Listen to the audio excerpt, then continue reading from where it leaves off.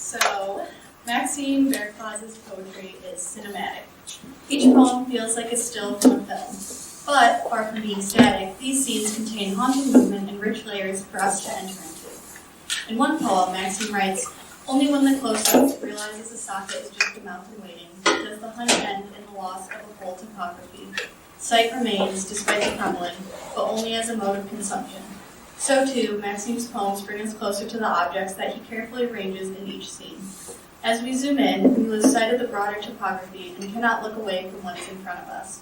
We consume these scenes as morsels, as brief insights into a larger world where horror tropes mix with Gothic imagery and sometimes medieval language. Maxime is also a deliberate poet. His language is precise and controlled, incorporating words that feel mythic and elusive. Words like cynocephalic, widdershins, and tagmata give the poem depth. We can feel the historical roots of this language in our bones, even if we aren't consciously aware of it. Such words are used to construct hybrid figures, uncanny feelings, and a poem space outside of our reality. His poems also function as a collection of miniatures, not in a diminutive sense, but rather in the sense that each one is short, contained, and slowly unveiling. He writes, "Ivy hoofed the howl, clay flows beneath the tumuli. You remember, the miniature." His poems invite us to spend time with each individual miniature, which contains iterations of the same atmosphere. One swath and Cthulhu-like figures, shadowy corners, and a growing sense of unease. We enter his poems knowing that transformation is inevitable, and we may never reach an idyllic resolution. Before we hear some of his poems, I wanted to highlight that Maxime has poetry reviews in Pink and Tarpaulin Sky. His poems can be found in Birding House Press, Deluge, Prelude, and Poets for Freedom, a collection of poems compiled following the bombing of Freedom Books, the oldest anarchist bookstore in England. Maxime Berclaz.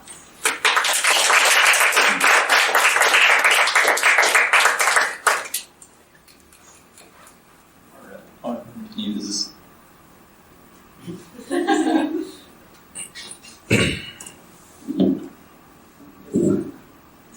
This is just going to be my whole reading, adjusting the microphone. All right, well, thank you so much to Scarlett for that very kind introduction. I am going to be double fisting my phone and the tea. But, I feel like just having the mention of Cthulhu is enough for me, so we're just going to leave that. I'm going to walk off. You guys can do what you want for the next 15 minutes or so. Okay. Obviously, I'm not actually going to do that. I know that. This is actually, we're going to break into my stand back. So, first 5 minutes. Has anyone here feel about cilantro?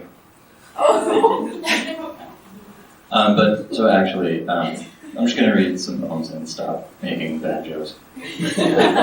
This one is called Locus Egg, Locus Imago, Locus Egg, Locus. On July 10, 1925, the expedition left for the Medway Valley. Repeated images of a meloblast crawled along the limestone cliffs on Arkland cilia, 5 born shells, 5 bulbous veils. The limestone's cuckoo's skeletal fragment lingers as a marine organism. It was not a question of distance. The expedition found themselves in Urn waters, 5 reflections.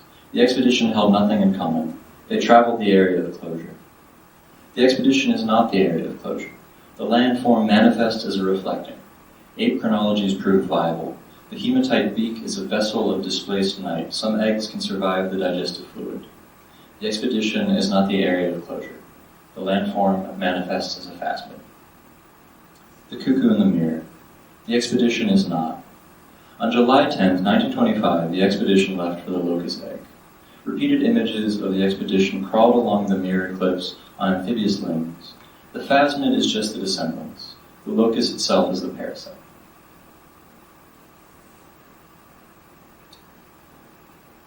And this one is called In the Absence of the Man. A small skull at the base of the hill, or beneath it, delicate and thin as eggshells. It has been years since I returned to the narrow street where I was born, where the bells refuse to sound and the only music is the organ grinder, and his ape, the one he named Adam. Summer wind fans away the dirt, revealing the massive cavities. He had the cranium of a man. It has been years since I wandered the corridors of the old museum, and still the marble statues whined like smoke. He had the cranium of a man with the incisors of a rodent. The painted ceiling cracks with age. Cherubic faces hatch, delicate and thin as eggshells.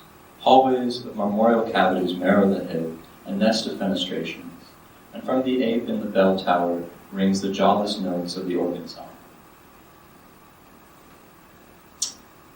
Gill-leg structures, disconnected from the spine. In the shuttered storefront of the jewelers hangs a row of fishhooks. Sack larvae wither the lamps. A figure crosses the desert of black salt. Did I see the bathic ribbons of the sky unfurl like the skull of a great bird? Did I see the bathic ribbons of the sky lash forth like oarfish? Did I see the bathic ribbons of the sky grasp me like a grain in the beak? Leviathan's cod flesh spread a pair of wings. Silver-gilt fowl dangle from the bars, the bodies of ducks or swans, slowing blood in rings. The pharyngeal jaws of the architecture disanchor the abandoned town among the dunes. Mother of pearl of the abattoir. Did I see the clear blue sky untroubled by waves? The door to the shop opens wide. There is a sound like the sea.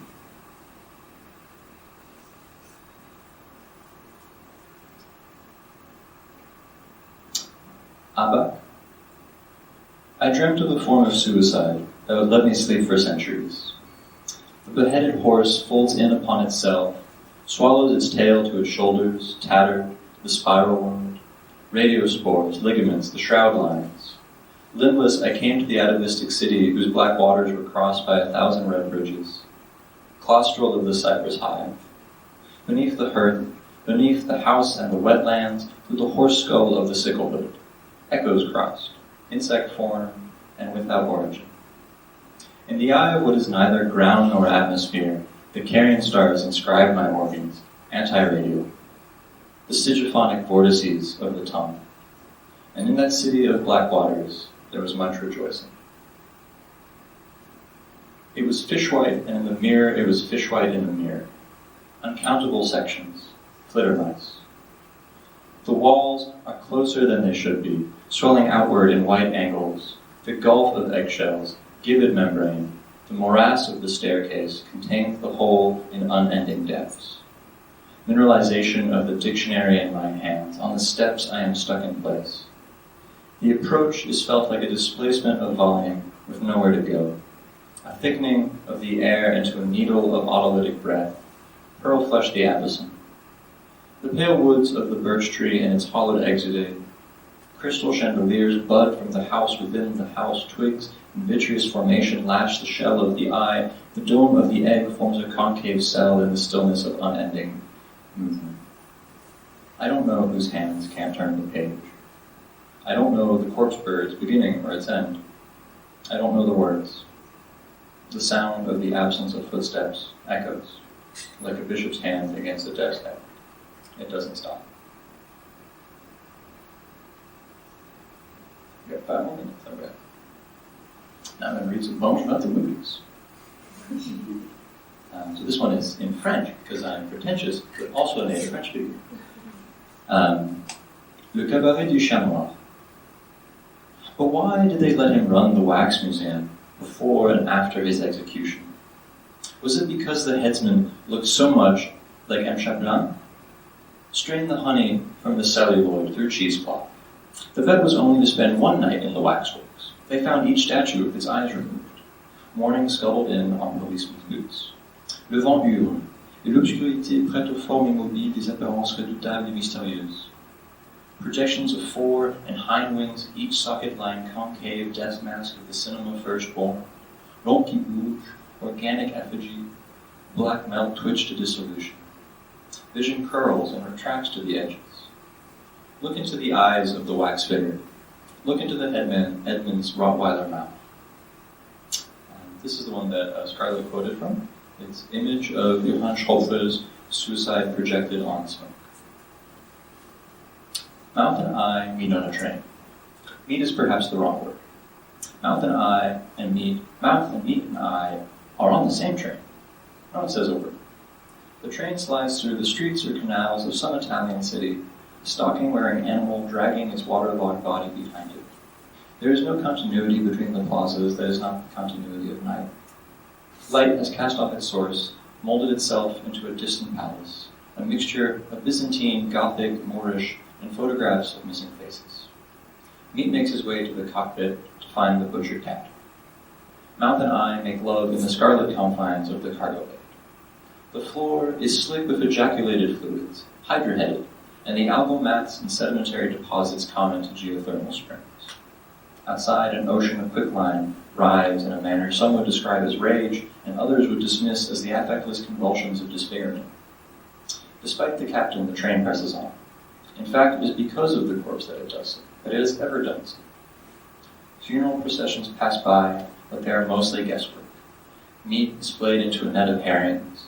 In the rooms of the train, the bricks turn against sight and touch but fail to evade hunger. The cells inside the walls, the Fissipair's massive apartments, villas and monasteries, woven into the underside of each surface like a subterranean lake, assume the form of flames to escape. Mouth chases eye through decades.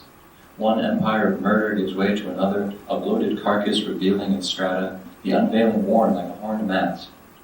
Chaliceres snap and sing pulled cord. The ruins in the burning swamp are pulped back into their moth-eaten fibers rewoven with sweet lamps, and then what little moonlight is brought in on the waves. Only when the close-up realizes the socket is just a mouth in waiting does the hunt end in the loss of the whole topography. Sight remains despite the crumble, but only as a mode of consumption.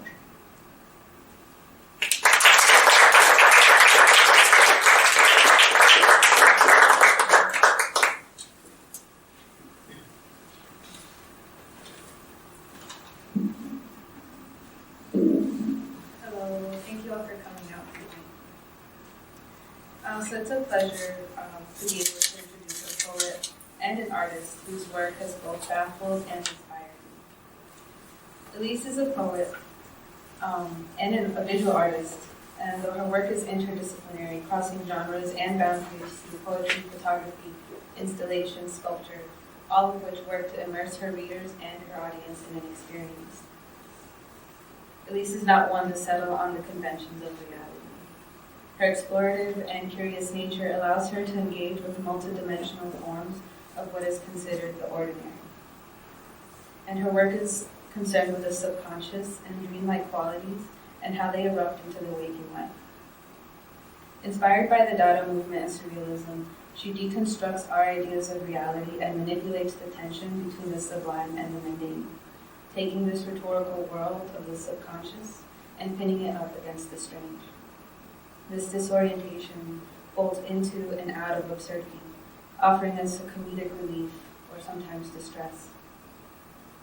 Her work is aware of a liminal space of new possibility, the spaces where language fails, where the real reality exists. A world beyond language is a separate dimension, but always right next to our own. We were sitting in a cafe discussing the philosophy on what is real, which she drew from a well of Heidegger and the Carnian water. I began to see this elasticity of the space we inhabited. Outside of the window, it was as if the clouds were being pulled taut and a needle was begging to pop a hole through the sky. When I asked her about the irony of using language to describe this space, Elise started laughing. She said it was impossible, and the point was that we never reached the space.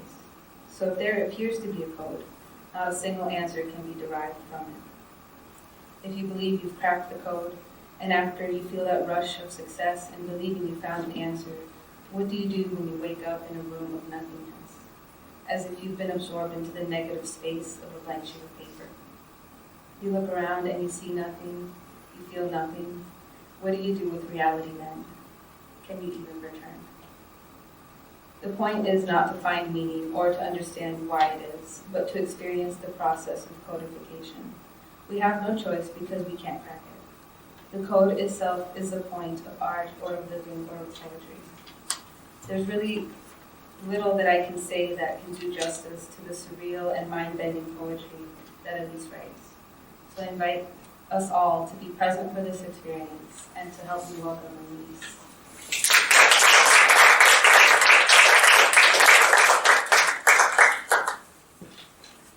Thank you, that was so beautiful. So I'm going to start with some slower, more contemplative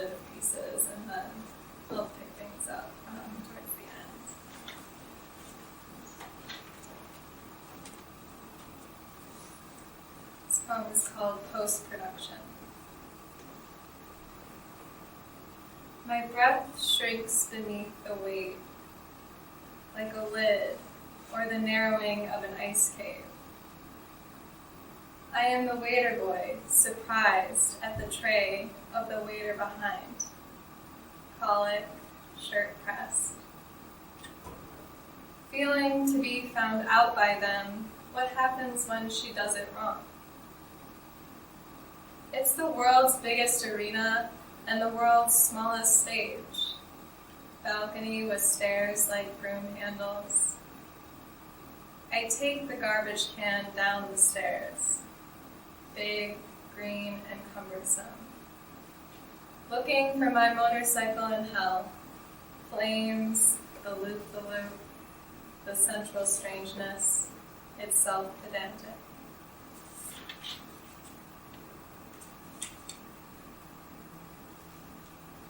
Like a puppet show in a dark room, I can only see their two faces, but there's someone. The iron prevents her from the room. Her shackles clink against the old church cemetery. She wants to know what her art forms are, in your opinion.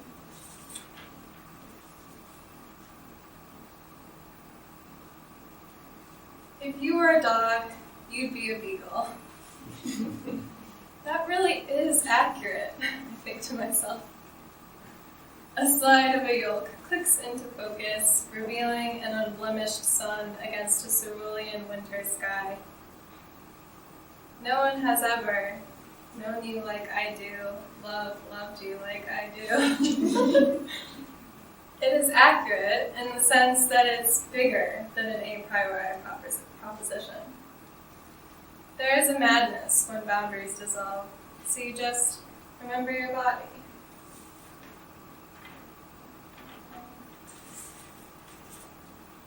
Isn't it weird how your prudishness can just creep in, perfectly real and out of nowhere? And how often this has to do with being high? I watch the houses go by. Everything outside the car is glazed in salt layer. He creeps his hand over and touches me there. That feels like it might be kind of deep. A type of programming to other people. This is going to be not that long. Okay. This poem is called Passing. Bristling at the lectern, his patterns were against the heart of chrome liquor and the pasted ads for the holiday. Cunning ever is the selves we take for helping. Had you prepared his applause instead of passing for it? Like the island can clamor a call and give our party relief. The lures he made would culture thousands of pictures of wrecks no one expected to prohibit. It's all out of order. Okay. Why didn't you just flush it? Again, I'm rolling down the bright knoll.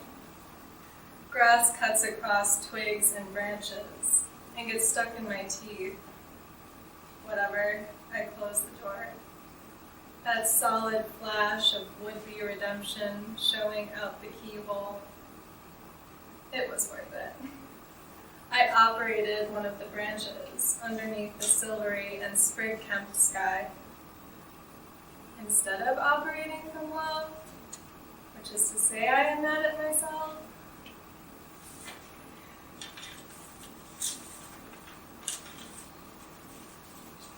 that maiden made us start swerving in and out on that lean. Cocked under the ragged fur of her loincloth, the soft gold pickup arming, in dour monitoring of any enemy, we rock the odd feeling. The sexual fetish, we know how to flash. And like, this hair-odd admirer is rare enough to tolerate, feathering him down the worst trap of all. Pole, jacket, Worcestershire tree. It's hate all right, he said, but not like this. Swimmer. Proroguing my stupefaction in a forest of photocopies, the shibboleth turns toward the sun like a rose. My hands lighting up in some warped sheet of plastic. On his ass I found a clarity too hard to stay inside of. I greeted it in the same official envelope of my skin.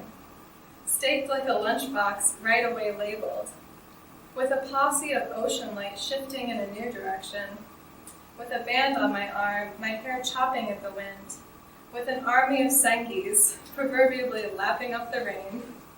The sunlight plunged into the asphalt like Drano. I tried out different timbres, but the name didn't register. Was it finally time to split? The ransom of my birth? That's all. Thank you.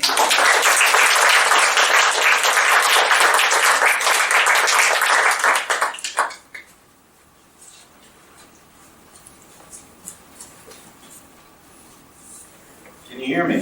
Yeah. Okay. Things I will never forget from my time at Notre Dame. Watching my 5-year-old daughter Zoe catch 7 bluegill at St. Mary's Lake right here on campus, and do it on her Princess Elsa fishing rod. The other anglers were impressed. A few days ago, same lake, a whitetail scrambled over the ice to hide on one of the islands. She was rescued by Notre Dame firefighters. A crowd of us stood and watched. I'll never forget having a dozen first-term freshmen in my fall fiction class and 15 last-term seniors in the spring. I now get parallel universes. And I'll never forget reading Jasmine Ortiz for the first time in workshop. I'm a worrier by nature. Even something as harmless as reading a new writer gets me angsty, whether she's a first-year MFA student or a New York Times bestseller. A writer, a new voice on paper. I've read hundreds of stories this year alone. What can you show me that I haven't seen? Bear in mind, I don't read for writing. I read for story. The ability to tell one well is so rare that when you find someone who can, you never forget. You become a lifelong fan. I am a fan of Jasmine Ortiz. From her first lines about blood and torment and desperate classroom deals with God, she's 12. It's a first period story. She had me hooked and wouldn't let go. Never mind that it was an essay. The narrative, the dramatics were so compelling that I forgot genre entirely. 4 o'clock in the morning, my family sleeping, coffee steaming on the windowsill. I put down my pen. The mental editor wasn't needed, and I listened to Jasmine. I listened to her honesty, her outrage, her shocking intimacies. I admired how she wove narrative threads into a dynamic composition, where revulsion led to humor, led to pathos, how the lines often blurred, and how she continued to build a relentless momentum that had me flying in my seat. Sometimes insomnia ain't so bad. I urge you to listen to Jasmine tonight, but put your mental pen down. You won't need it. Jasmine has a story to tell, and for that, we are most fortunate. Please join me in welcoming Jasmine Ortiz.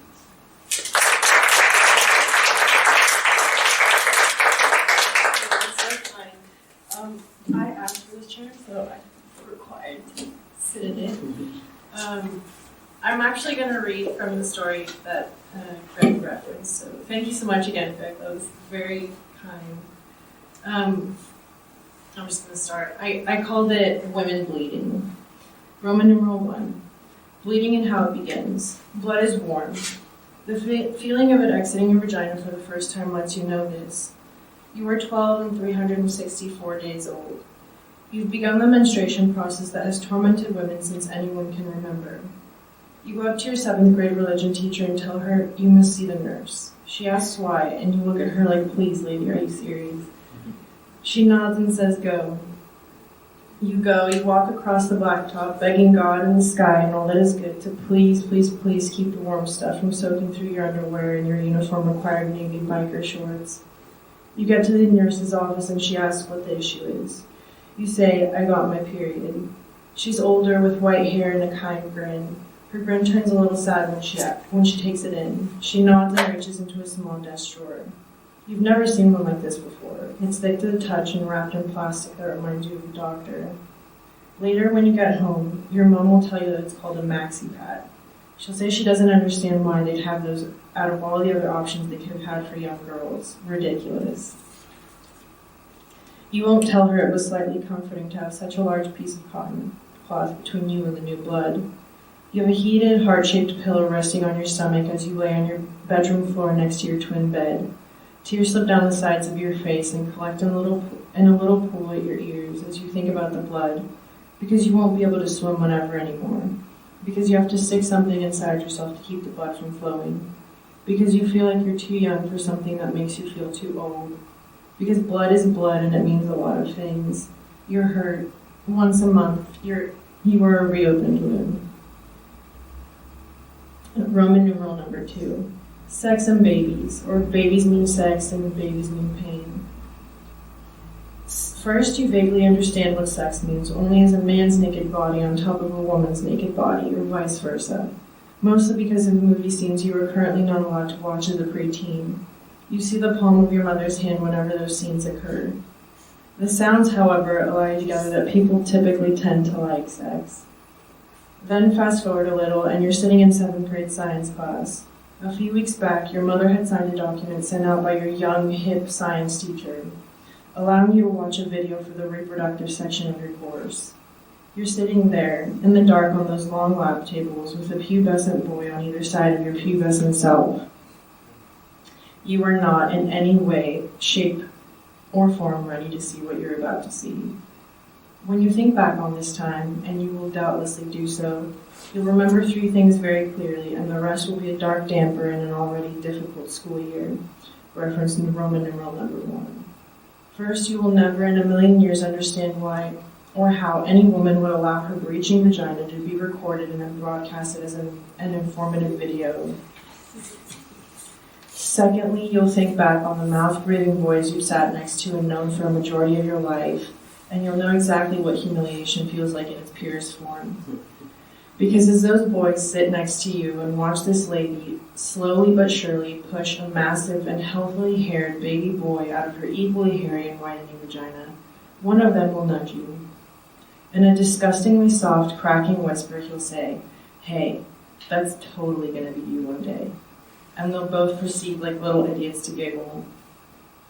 And the last and perhaps most clear memory you will, years and years later, still unfortunately retain, will be the words your informative teacher will say as she shuts off the tape, rolls the TV aside, and looks at all of the traumatized faces in front of her.